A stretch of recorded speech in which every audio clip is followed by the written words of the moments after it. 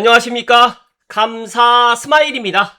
8월 26일 수요일 아침 방송 기쁘게 시작하겠습니다. 오늘의 한 줄 명언은 하기 싫은 것을 해보자. 그럼 내가 달라질 것이다. 저 또한 하고 싶은 일도 있지만 하기 싫은 일도 상당히 많이 있어요. 그런데 하기 싫은 일도 최근에는 하고 있다는 말씀을 드립니다. 감스님들도 하기 싫은 것을 한번 도전해 보실 것을 조언드립니다. 지금 부동산 상황을 보여주는 문자 하나 소개해 드리겠습니다. 어제 만난 지인 아들 신혼부부인데 11월에 결혼 2년차라고 합니다. 집주인이 1억 전세 인상을 요구했고 갱신권 쓰면서 5% 이야기하니까 본인도 올려줘야 돼서 1억 못 올려주면 본인이 실거주로 들어오겠다고 한답니다. 지금 상황이 이렇습니다. 많은 사람들이 이제 이렇게 뜨거운 무더운 여름이 지나고 나면 집값이 안정이 되겠지, 추석 명절 이후가 되면 더 좋아지겠지라고 생각하는 사람들은 얼마 없습니다. 지금 추석이 얼마 남지 않은 상황에서도 언론은 시시하고 있고 지금 부동산 실제 상황은 심상치 않습니다.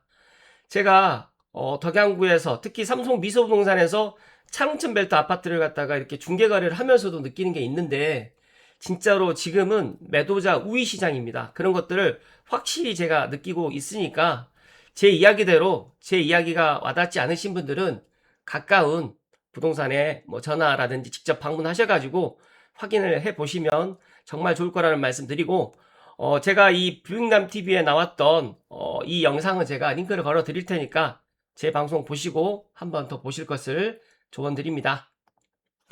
뭐가 문제인지 이제 명확한 듯 역대 정부별로 국가 부채가 증가가 이렇게 많이 됐는데 문재인 정부 때는 408조가 증가를 했어요.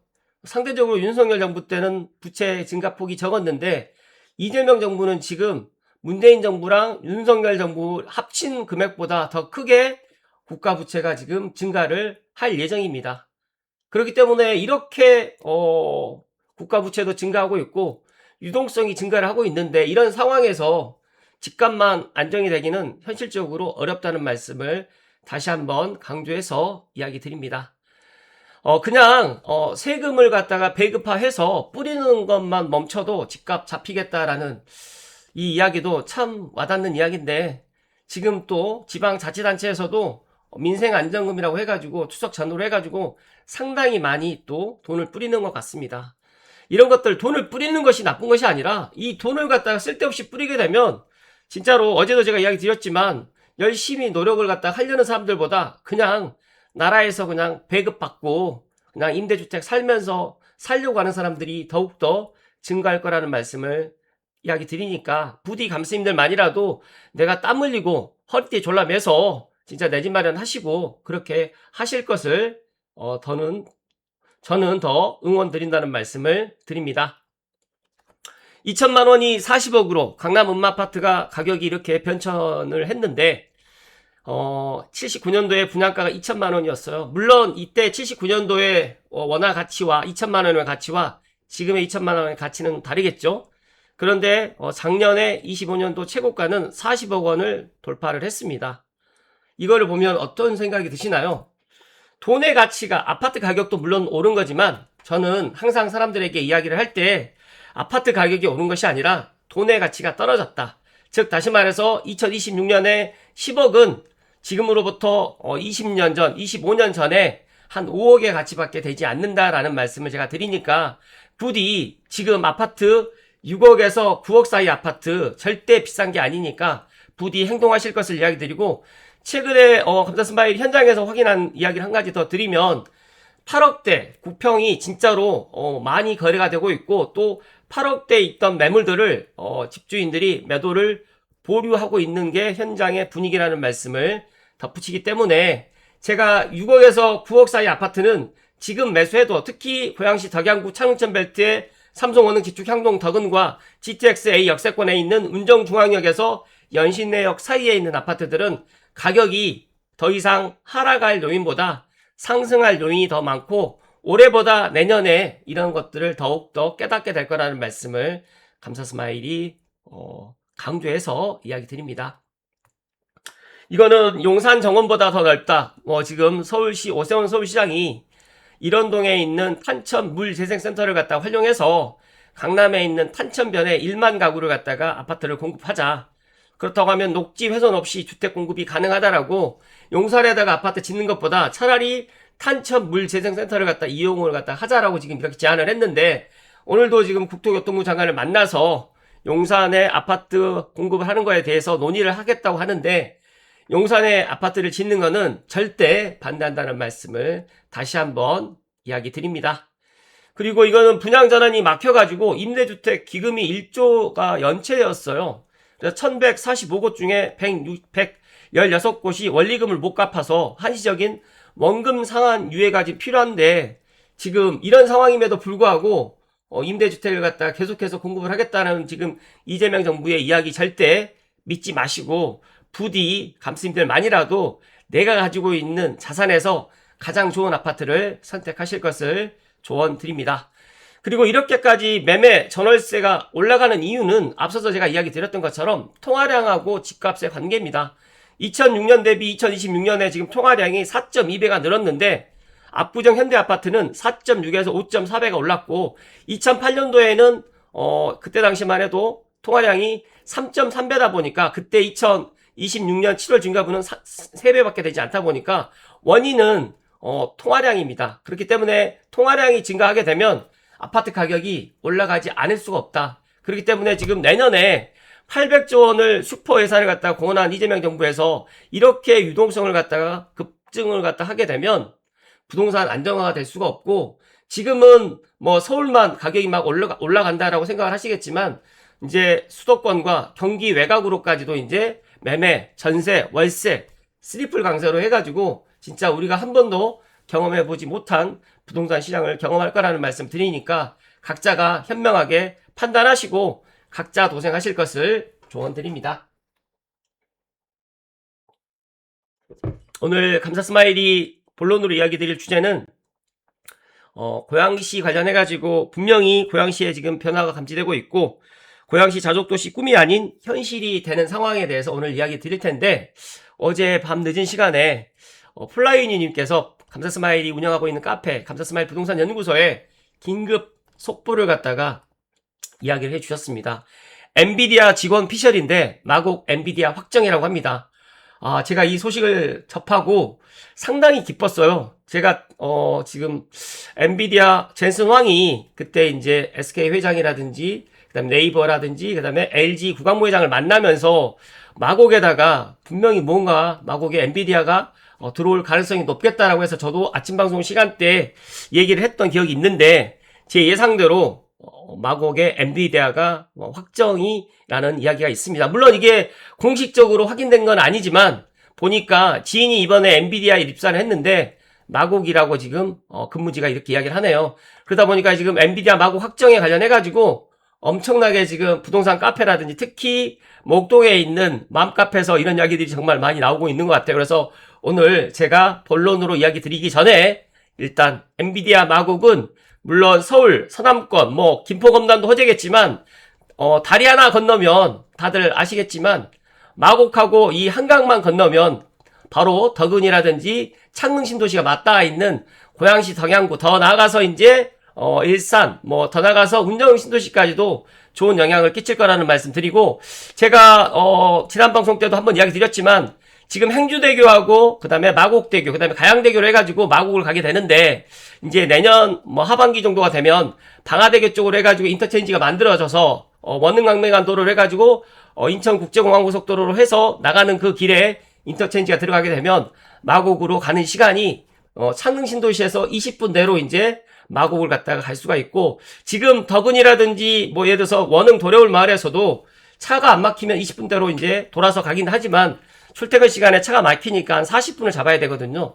이런 호재가 마곡에 이제 엔비디아가 들어오게 되면 제가 예상했던 대로 이제 마곡에서 이제 창릉 3기 신도시에 있는 창릉 테크시티, 더 나가서 고양시 전역으로 해가지고 이런 것들이 확산될 가능성이 있기 때문에 분명한 거는 고양시의 호재라는 이야기를 다시 한번 강조해서 이야기 드리고, 또 새로운 소식 나오게 되면 덧붙여서 또 이야기 드릴 수 있도록 하겠습니다. 그리고 또 기쁜 소식 몇 가지만 이야기 드리겠습니다. 창릉 나눔형 S3블럭 기존 모기지 적용이 확정됐다고 합니다. 정말 저도 이제 이 뉴홈 청약자 분들이 저에게 또 많은 분들이 또 연락을 또 주셨고, 더 나가서 이제 제가 아침 방송 시간대도 S3블럭은 원안대로 가야 된다, 전용 모기지 적용을 갖다 원안대로 해야 된다라고 강하게 이야기를 드렸는데, 어제 이제 그런 것들이 결정이 된 것 같아요. 그래서 입주자 모집을 마친 모든 세대에 대해서 만기는 최장 40년, 고정금리 1.9에서 3%를 적용할 예정이라고 하니까, 다시 한번 창릉 S3블럭 본청약 계약을 앞두신 입주 예정자분들께 다시 한번 축하한다는 말씀을 드리고, S3블럭 나눔형도 제가 판단했을 때 입주하는 2030년 전후가 되면 분명 지금보다 더 좋은 평가를 받을 거라고 생각을 하니까 꼭 계약 포기하지 마실 것을 조언드립니다. 그리고 이거는 지난 주말에도 제가 이야기 드렸지만 덕양구 2주 연속 상승이다. 그래서 이제 덕양구가 앞으로 저는 지금 제가 매물을 갖다 확인하려고 이제 부동산별로 이제 삼성이나 원흥이나 지축이나 향동이나 덕은을 확인해 보니까 진짜로 매물 자체가 이제 출발이 안 되고, 그 다음에 더 중요한 거는 10원도 깎이지가 않는다는 겁니다. 그리고 매도인들도 이제 덕양구의 아파트 가격이 더 이상은 내려가지 않고 상승으로 전환되고, 이제 추석 명절 지나고 나면 더 올라갈 거라는 생각을 갖기 때문에 진짜로 중개하는 게 더 힘들어졌고, 지금 이제 추석 명절 이후에 이제 내 집 마련을 갖다 생각하셨던 분들은 부디 조금 서두르실 것을 조언드립니다.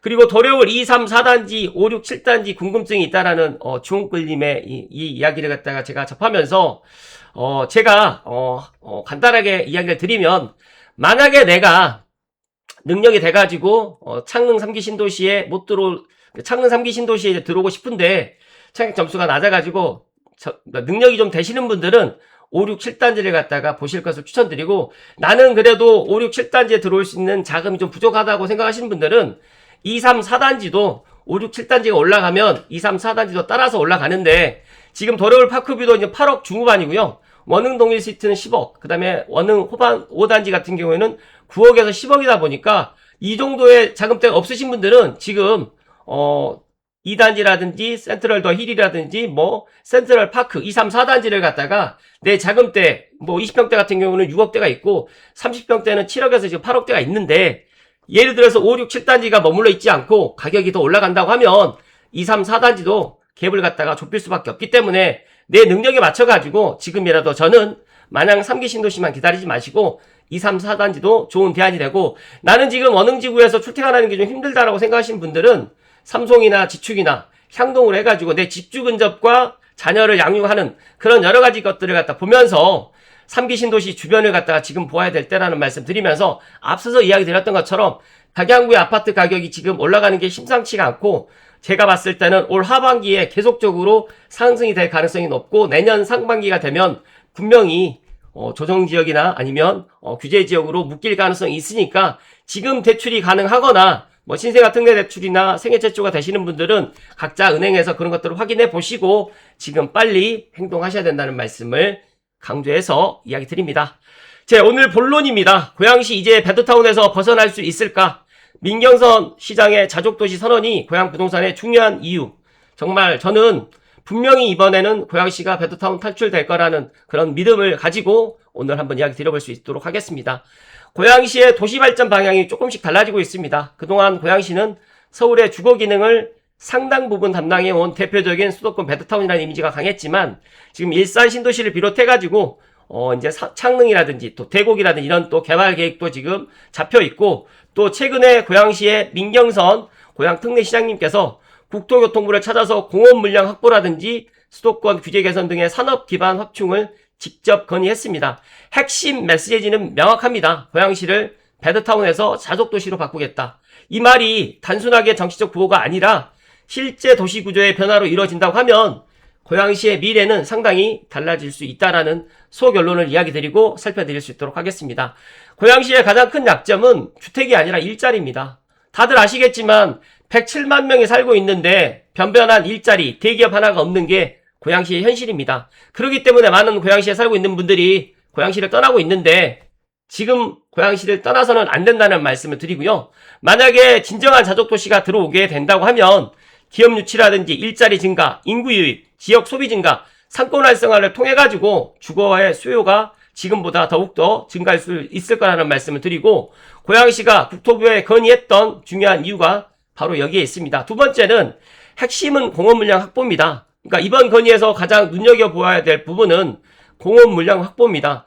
기업이 들어올 수 있는 땅은 있는데 제도적 기반이 지금 마련되어 있지 않다 보니까 이 공업 물량 확보는 정말 중요하고, 앞서서 이야기 드렸던 마곡에 엔비디아가 들어오게 되면 관련된 중소기업들이 또 들어올 수밖에 없는데, 마곡에는 지금 땅이 한정되다 보니까 이제 한강 넘어서 창릉이라든지 인천 계양이라든지 부천 대장으로 들어올 수밖에 없다. 그렇기 때문에 자족도시로에 충분히 도약이 가능하고, 더 나아가서 지금 대공 역세권에 또 이런 산업들도 들어올 예정이라는 말씀을 추가로 이야기 드립니다. 그래서 기업이 들어올 수 있는 땅과 제도를 갖다가 지금 만들어 나간다고 하면, 공업 물량 확보까지 들어온다고 하면 충분히 고양시의 자족도시 기업 유치가 현실화될 거라는 말씀 드리고, 그 중에서 이제 세 번째로 창릉 신도시가 중요한 이유는, 이제 창릉 신도시에 창릉 테크시티라든지 더 나가서 또 기업 이전 단지라든지 그리고 용산 국제업무지구라든지 마곡과 배후에 있다 보니까 충분히 이런 공업 물량만 확보된다라고 하면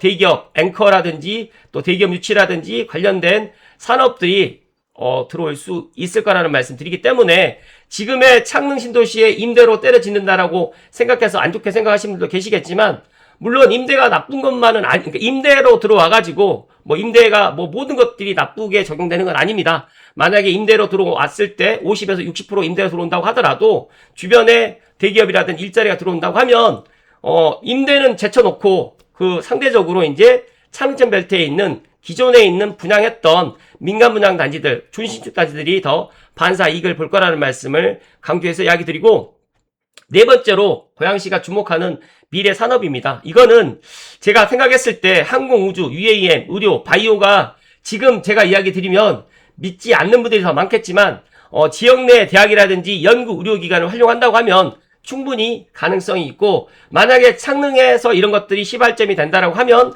저는 이 대공 역세권도 같이 이어져 나가고, 더 나가서 지금 킨텍스의 마이스 산업과 그 다음에 K컬처밸리에 있는 아레나 공연장까지 착공이 들어간다고 하면 진짜 지금보다 훨씬 더 좋은 고양시, 고양 특례시 자족도시로 될 가능성이 높다는 말씀 드립니다.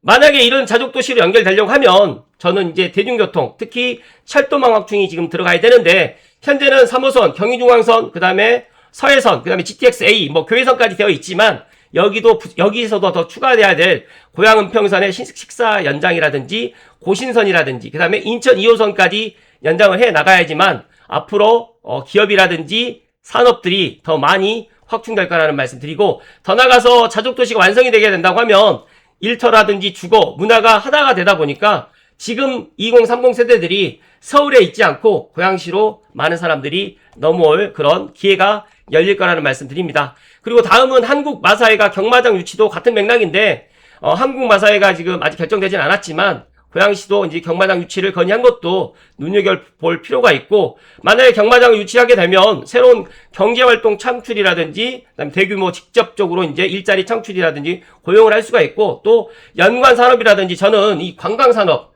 서울에서도 지금 관광산업으로 해서 상당히 많은 세수를 갖다 확보하고 있는 것으로 제가 알고 있는데, 고양시도 충분히 인천공항이라든지 그 다음에 김포공항도 가까이 있고, 더욱더 더 중요한 거는 GTX-A로 인해 가지고 고양시를 오고 다니는데 또 시간도 절약되면서, 만약에 이런 것들이 된다고 하면 K컬처, 영상, 미디어 콘텐츠까지 같이 접목을 시켜가지고 충분히 고양시에 이런 것들을 해 나갈 수 있을 거라는 말씀 드립니다. 마지막 7번째로는 고양부동산에서 가장 중요한 변화는 서울 출퇴근 도시의 탈피입니다. 부동산 관점에서는 이 부분이 가장 중요한데, 지금 많은 사람들이 고양시를 떠나는 이유는 살기는 좋은데 집값이 안 올라서 떠나는 분들이 많거든요. 그렇지만 이제 만약에 직주 근접이 가능하고 앵커 기업이라든지 일자리가 만약에 들어온다라고 하게 되면, 자족도시가 만들어진다라고 하면 서울로 출퇴근하기 편한 고향에서 만약에 이제 고향에서 일하고 고향에서 소비하고 고향에서 생활하는 도시로 변화될 가능성이 생기기 때문에 이 차이는 상당히 클 것이다. 그래서 자족도시로 가야 된다는 말씀 드리면서, 하지만 자족도시라는 말만으로는 부족합니다. 그래서 한 가지 냉정하게 볼 필요가 있는데, 산업용지를 확보한다고 해서 바로 자족도시가 완성되는 것은 아니고, 가장 중요한 것은 실제 기업 유치입니다. 그래서 앞으로 고양시에서 보여줘야 될 크게 네 가지인데, 첫 번째로는 실제 산업 용지를 확보해 나가는지, 두 번째로는 앵커 기업을 갖다 유치하는지, 세 번째로는 양질의 일자리를 창출해 나가는지, 네 번째로는 교통망과 산업을 연결을 해 나가야 되는지, 이 네 가지를 체크를 해야 되고, 또 앞으로 만약에 내가 고양시에 내 집 마련할 때 체크해야 될 것은 이제 더 많지만, 제가 여기서 이야기 드리고 싶은 거는 지금 고양시 덕양구로 분위기가 넘어오고 있는 것들이 저는 감지가 되고, 서울에서 밀려오시는 분들이 지금 선호하고 있는, 가장 지금 많은 사람들이 선호하고 있는 곳이 지금 차릉천 벨트, 삼성원흥 지축 향동 덕원에 있는 아파트를 지금 보고 있는데, 얼마 전까지만 해도 이제 8억대, 좋은 매물들이 많이 있었지만, 이제 8억대 매물들이 사라지고 있고, 만약에 8억대 국평이 사라진다고 하면 이제 9억대, 10억대 아니면 더 아래에 있는 그런 아파트를 갖다가 매수를 해야 되기 때문에, 저는 만약에 내가 3기 신도시를 갖다가 뭐 언제까지 기다리지 않을 분들 같은 경우에는 저는 지금 고양시를 갖다가 보아도 될 좋은 타이밍이라는 말씀을 마지막으로 이야기 드립니다.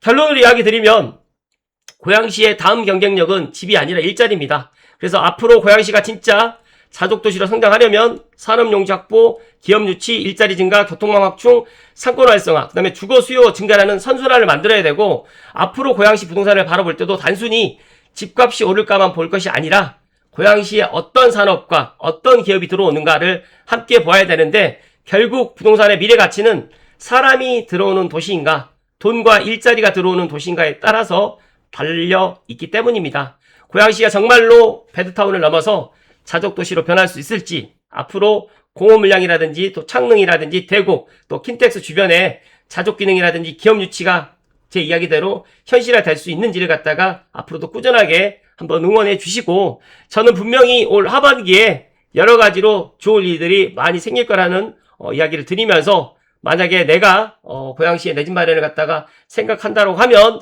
제가 계속해서 강조해서 이야기 드렸던 GTX A 역세권과 창릉 3기 신도시 주변을 갖다가 내 자금대에서 가장 좋은 집을 갖다가 꼭 결정하실 것을 조언드립니다.